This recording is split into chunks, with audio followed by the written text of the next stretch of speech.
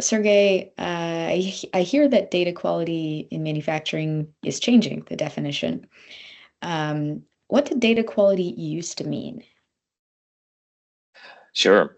Yeah, so there were basically four pillars that were required for reporting traceability and compliance in the past.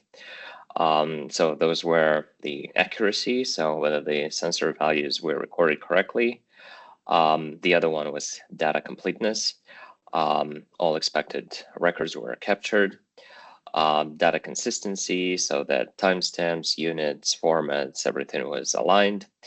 And the last one was the data timeliness, is basically whether the data was arriving on time and correctly.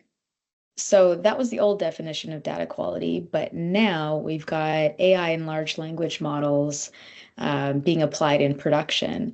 And is that changing the definition of quality? And if so, how?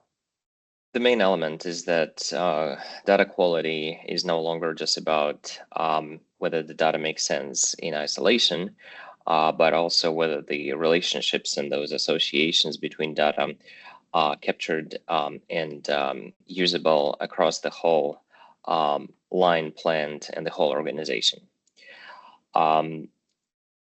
Because the new developments in ML and AI, they give you a possibility to start connecting those dots across the whole, across a larger spectrum of data.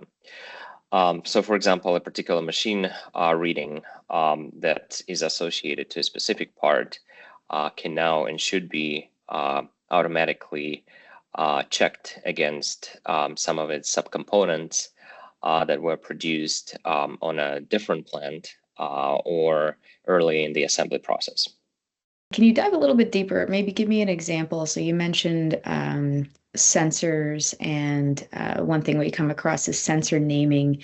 Can you explain a little bit about why that matters and how that would impact these relationships we're trying to find?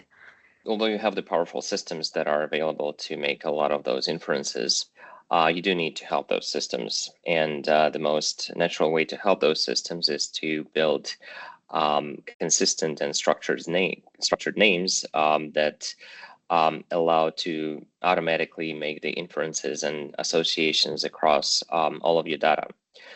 So for example, when you record sensors so that it is easy to encode them, but their position, purpose, and relationship with the others, or to a process that they are recorded at, then all the downstream systems will infer those clues and build connections automatically.